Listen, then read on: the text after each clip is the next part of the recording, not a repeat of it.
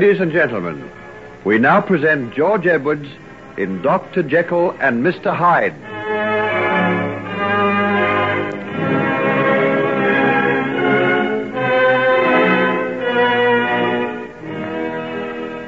While in his final year at college, the baser side of Henry Jekyll's nature asserts itself, and he induces a younger boy to embark with him on an illicit affair with two girls from the local village. Henry escapes detection, but young Markham is caught and expelled. This ends in tragedy as Markham falls from a high tower during a scene of fierce recrimination between himself and Jekyll.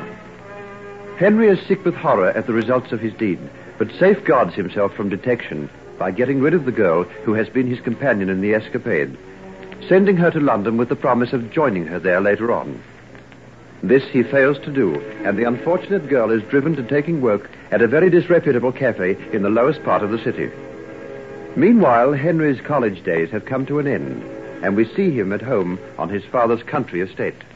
Well, my boy, have you thought how you'd like to spend your holidays? No, Father. It's been very pleasant down here. But don't you find it rather quiet?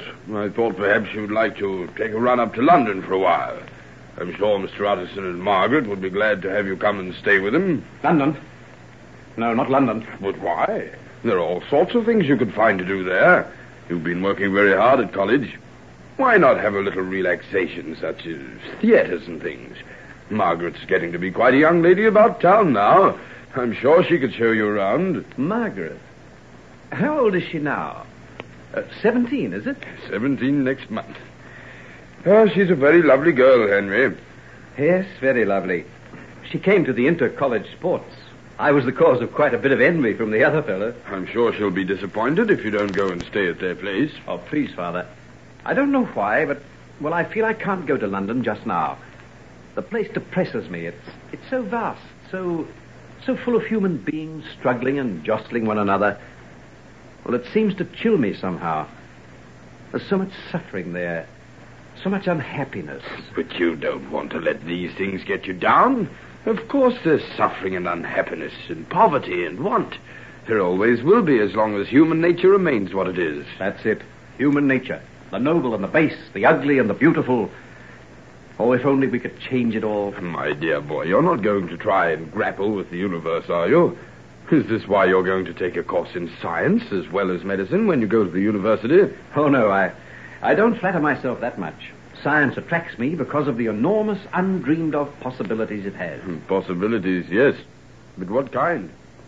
Everybody knows a lot of good has been done by science, but we owe the implements of modern war to the chemists working in the laboratories, no less than we do the most enlightened discoveries of our age. Oh, that's because we don't know enough.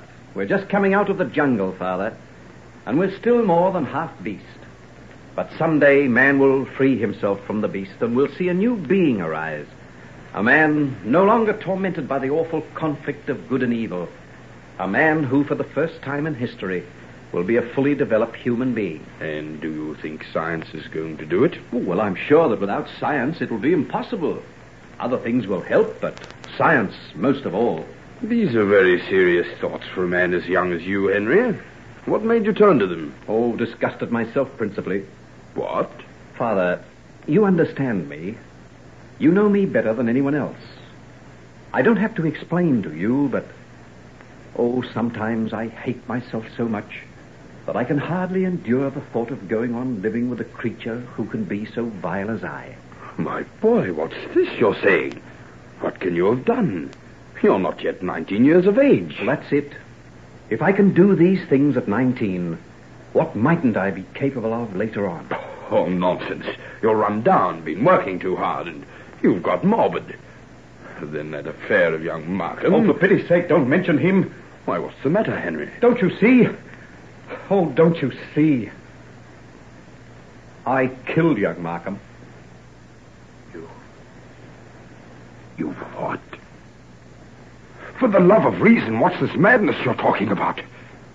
Markham fell out of the top window of a tower. You saw him. You were standing near the door, several feet away. I know, but I killed him just as surely as though I'd taken him in these two hands and thrust him through the window. You don't know what you're saying. You're imagining all this. Oh, if only I could persuade myself that. I'm haunted by it night and day. His face, his voice, and the cry he gave as he fell. And then, his old father, that tragic face, the hopeless, broken voice. I'll carry those things round with me for the rest of my life. Henry, my son. Sit down here and tell me calmly what you mean. What I said is true. You were on the other side of the room when he fell. Yes, I was. You can rest assured of that, Father. I didn't push him through the window. But it was because of me. And it was because of me that he was disgraced and expelled. Young Markham expelled? Yes, they hushed it up. But that's the reason he was in the tower room. He was more or less under detention. I can't believe it. What did he do? The things I told him to do. The things I took a hellish delight in watching him do.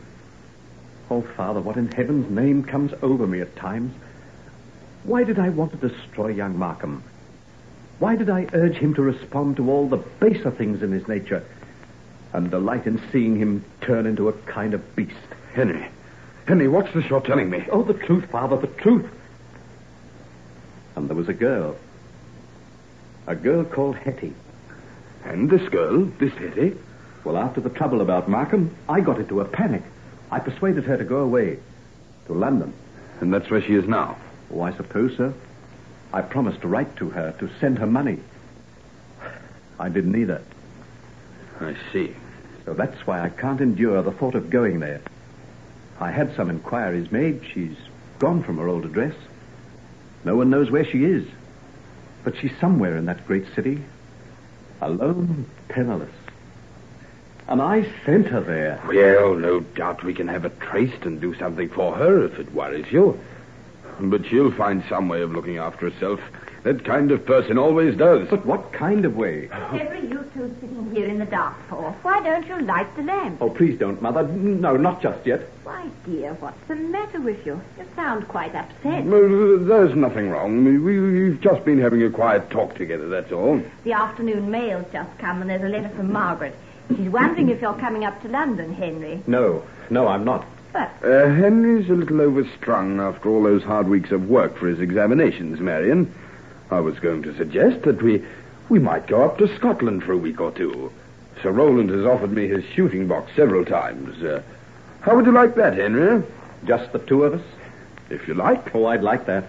I'd like that better than anything else on earth. But, Henry, what will Margaret think? She's been expecting you. Oh, let her think what she likes. Nothing on earth is going to get me to London now.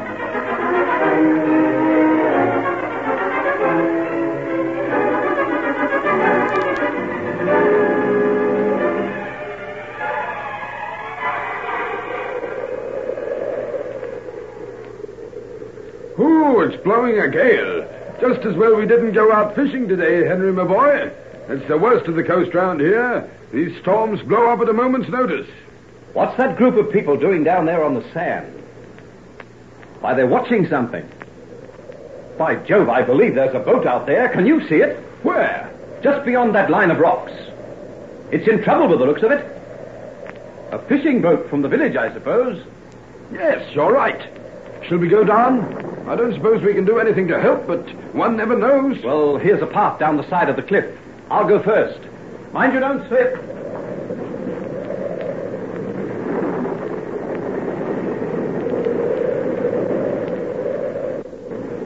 Oh, Lord, have mercy on us. But it's dashed to pieces they'll be on those cruel rocks. What's wrong? The men out there in trouble? Aye, that they be. Jeannie's good man here and two others. They've been battling against the storm this last 2 hours now, and not a bit of headway can they make. Oh, it's gone, the sail's split. There's not to save them from the rocks. Aye, it's erected itself, it hasn't it, son? Hey, but look, it's heading for them rocks. The wind's catching it, and the waves are dashing over it every minute. Oh. And if you can see them, they're clear to their mast. One's still got their rudder in his hand. Oh, this is horrible. Can't anything be done to save those men? No boat could live in that sea, Henry. They'll be on those rocks in another few moments. Oh, look. Why, they're on them now. They're dashed to pieces, the poor devils, to die like that in sight of their very homes. Surely something can be done. Nothing short of a miracle will save those poor fellows now. Where are all the men? Can't someone take out a lifeline to them? There's naught but old uns and bairns in the village today. There's as young and healed the all war. Oh, where's the lifeline? Have you got one long enough? Henry, what are you thinking of? Is that over by the boat shed? Aye, that's it. But you're never thinking of swimming out in that sea. Oh, bring it down. Hurry, hurry. Henry, you can't. Yes, I can. I've swum in seas like this before. Send those women away. I'm going to strip off my clothes. No, Henry. Think what you're doing. You can't. You mustn't. Father, this is a thing I've got to do. If I stand by and let them drown, oh, Father, can't you understand? Yes, I think perhaps I do. God be with you, my son. God be with you.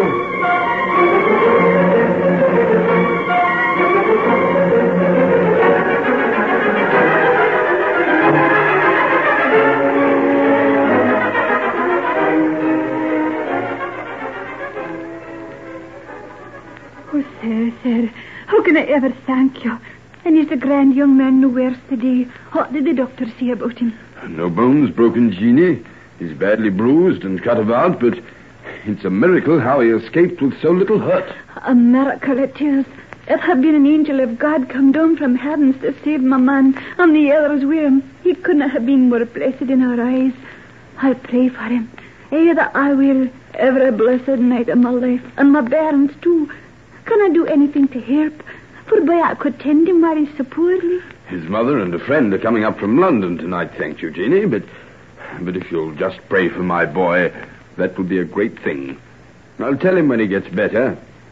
I think that he'll be glad to know. Yes.